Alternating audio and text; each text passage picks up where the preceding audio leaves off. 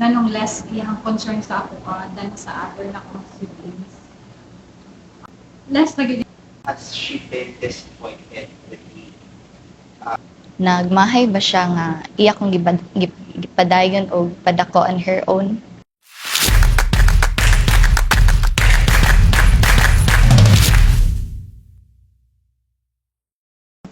Ako di ay si Kuya Tito. I am the youngest of 3 siblings.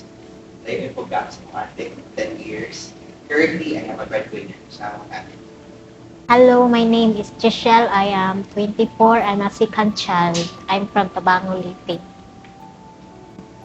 Hi, I'm Regine Fontanoza. I'm the eldest and only girl sa family. Hi, I'm Maria and I'm the eldest. I'm 16 years old.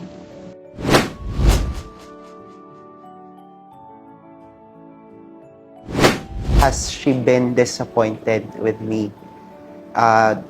Tingali, di kayo siya common yung question, no? But ako lang siyang napangutana in a sense nga, most of my time, I'm always with the ministry. Kanang weekdays, I'm at work. Free time, I'm in sa simbahan or in the commission works. At times, murag, dili na kayo ko ka give of time, much time and attention.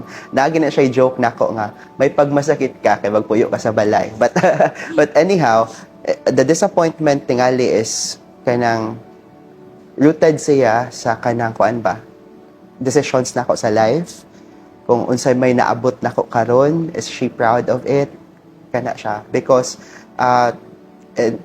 sa ako betong life, I really value her. Kay all I have is her. And her voice and her decisions really matters to me. So kung if she is disappointed, maningkamot ko nga mahatag pa nako ang unsa pa nako mahatag niya. Kay after all, kanya akong gibuhat kay para ra gyud ni mama.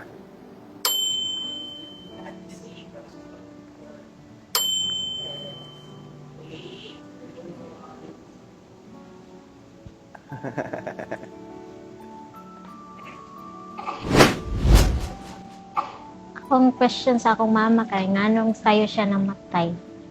Kay kuan man sayo siya namatay niya. Kuan ko ba need ko niya og assistance bitaw kay bata pa man ko. Namatay siya. Ganahan ko niya ba kung napo problema makasulti ko niya. Ganahan sad ko siya kung buhi pa siya bang baka kita siya nako kung sa ko ni growth bitaw. Makurata siya.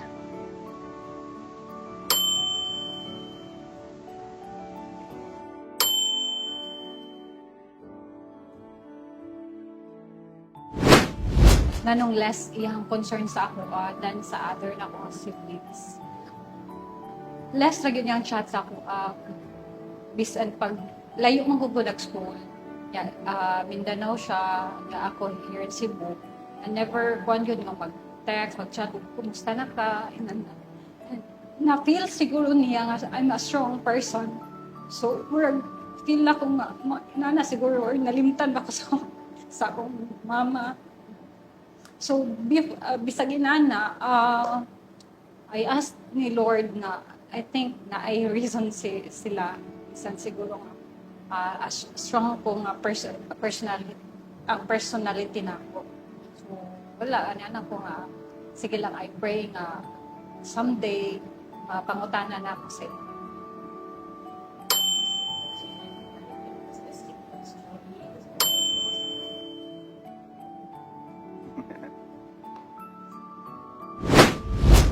Nagmahay ba siya nga iya kong gipadayon o padako on her own? Since nakapangutana ko ani kay kanang wala baya akong papa ni kanang angkon sa ako pagkabuntis. So mao akong question sa akong ma'am.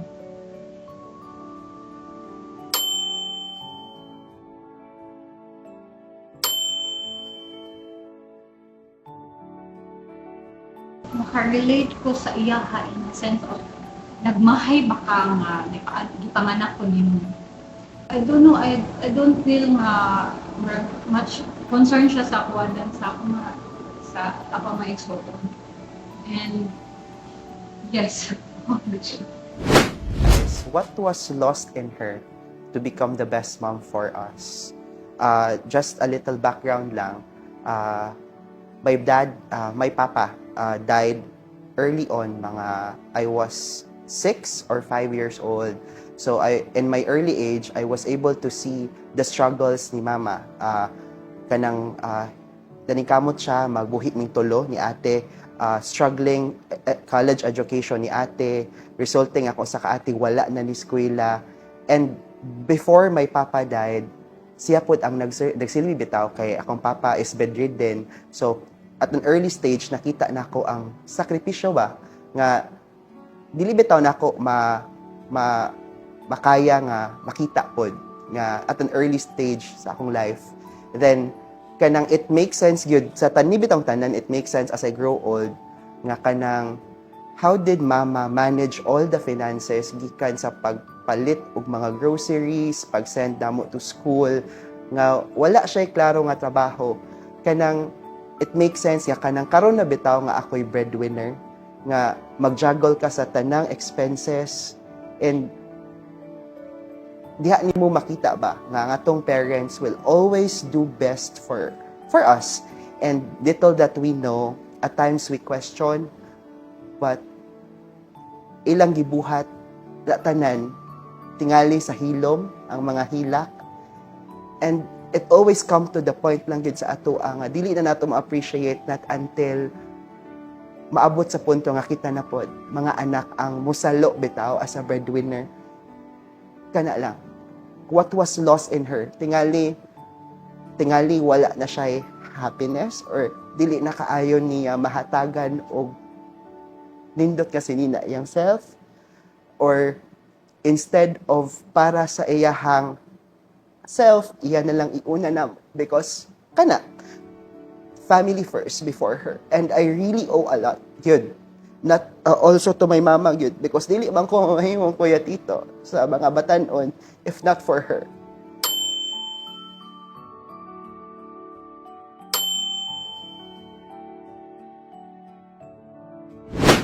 Kani ako nakapangutan na jud ko ani sa akong papa ngano bitaw pobre mi. Kay ngano na sacrifice ang akong pag-eskwela bitaw kay tungod dili ko ka-comply sa mga palitunon mo na niundang ko na narbaho ko at the age of 13. Nya muto na sa akong mga bisag unsa para lang makapadako sa akong pamilya sa Leyte bitaw. Mahurot ta siya.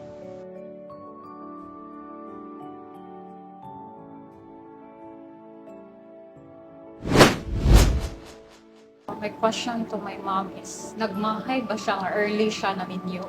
Kay 19 years old magud siya, na minyo na siya. Kaya ako ang unag yung anak at girl. And at 7 months, kuan ko dito ko nagdako sa lula kay nagsunod man mi 3 mi kabuok, and then 2 boys. So naka-question ko kay I'm so proud of my mom at kuan, although married din sa papa completely, but naka-question ko nga at young age nga naminyo akong mama giun sa ang struggle nga ba. So kanang wa joy katukman sa Bisaya na di way makatupong sa love sa akong mama. Anang grabe, I'm so thankful to God. Kung wala si ato ang parents, akong mga ginikanan, dili ta mahimo kung sa takaron. Mo nang grabe si Lord nakatouch sa atong life.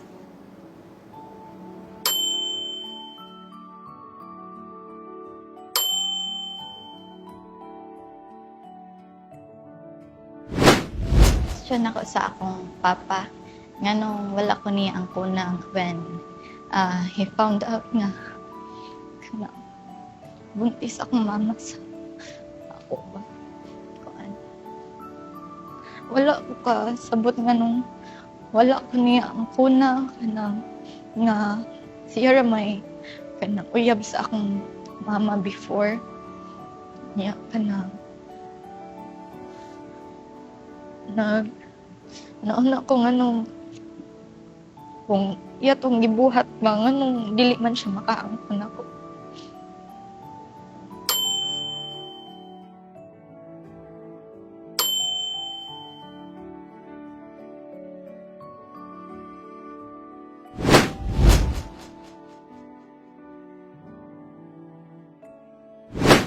Nakafeel pa ka nga na ay pinalabing mong dinikan.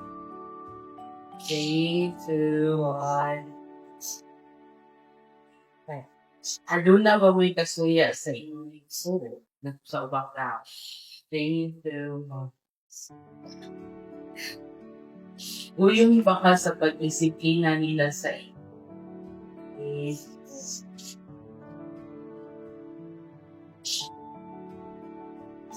Willing ba ka mag-usap para sa iyong pamilya? Mag-usap for the better For the siguro. For the better, yeah. Ano na ba kayo mga pagmahal? 3, 2, Nay na. ano na ba kayo gustong usod sa iyong pamilya? 3, 2, Yan, sarap po. give her life.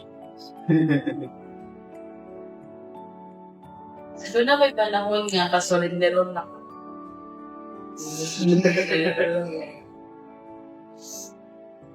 Ano na ba kayo higayon sa... Ano na ba kayo higayon sa pag-ako? Yes. Kontento ra ba ka nga? Yes.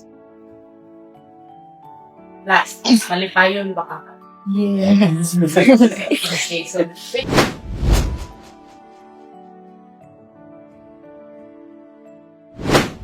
Akong message akong mama is enjoy life. It's now my time to give back. Kanang kung unsa imong gusto, I really wanted to give it to you. Kanang katubit ang times nga dili pa ka capable. Now I am capable of giving. I'm willing to give because you deserve the best for the world. Kay kana imo kong gimatuto og tarong, gipadako og tarong, disiplina og tarong, and teach me how to be kind. Okay, I will never be this man right now without you. So karon nga time is the best time for me to give back, for you to become happy, more happy, to become more healthy, and also kanang dili na kayo lisod. Ang kanang kuan ba, pamuyo. Because I really wanted you to experience life nga dili kaayo miserable of lisod. I love you.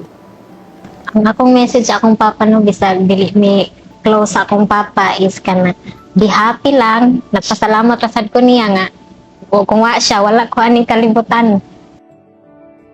I love you, Ma. Thank you for taking good care of me.